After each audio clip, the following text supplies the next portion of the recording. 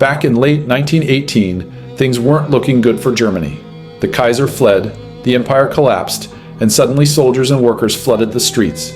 For a brief moment, it looked like Germany might follow the same path as Russia into a communist revolution.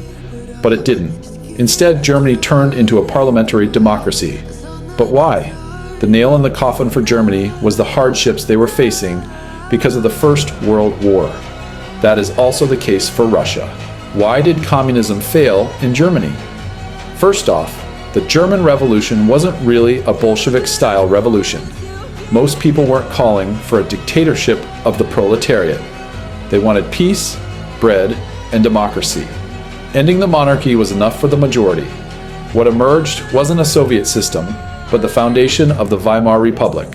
The biggest socialist party in Germany, the SPD, played a huge role in this.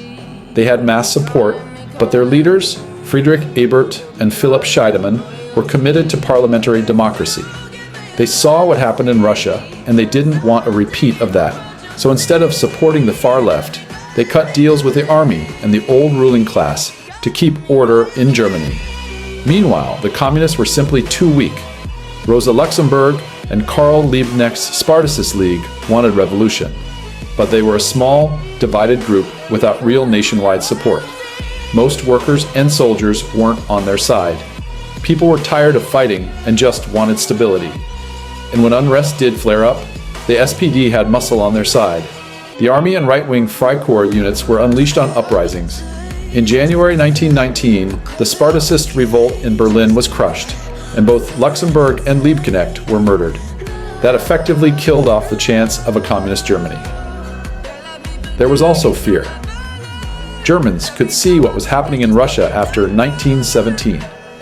Civil war, famine, mass killings. Even many workers thought communism looked like a disaster. The middle classes and rural population absolutely wanted nothing to do with it. And finally, the context matters. Germany in late 1918 was exhausted, starving under the Allied blockade, desperate for food and stability.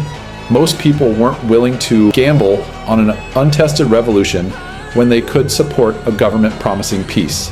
So basically, Germany didn't fall to communism because communism wasn't even that strong in Germany in the first place. But why wasn't communism strong in Germany? The main reason for this was because for the most part, Germany didn't even need communism. And I'm going to explain this to you by comparing Germany to Russia. Even before 1914, Russia had many problems. They lacked industrial capabilities. 80% of its population was just a bunch of peasants in poverty, and working conditions were horrible. Then World War I happens, and the economy is blown to bits. With the Bolsheviks promising quite a lot of reforms, of course communism was going to be a force to be reckoned with. Meanwhile, Germany had one of the strongest economies on earth.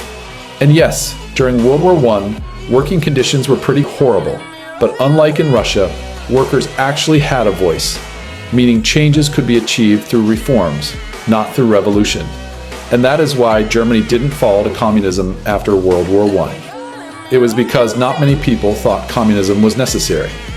Thanks for watching this video. Please consider hitting that like button and also subscribe to the channel.